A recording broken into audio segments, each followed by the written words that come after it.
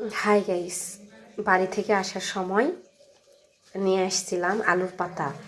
এই আলুর পাতা আজকে ভর্তা করব, এই জন্য টাকি মাছ বাজার থেকে নিয়ে আসলাম।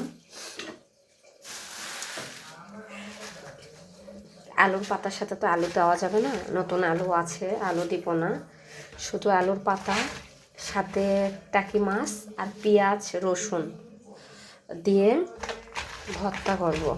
এই ভর্তাটা খেতে অনেক টেস্ট। পেঁয়াজের ফুলকা দিলে ভালো লাগতো, কিন্তু ফুলকা নাই আমার কাছে, এই জন্য ফুলকা দিব না। না দিয়ে শুধু হচ্ছে পেঁয়াজের পাতা, আলুর পাতা, টাকি মাছ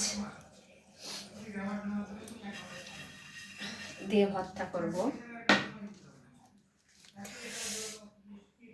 তাড়াহুড়া করে ভর্তা উঠাই দিলাম। এখন চাল ধুয়ে নিচ্ছি।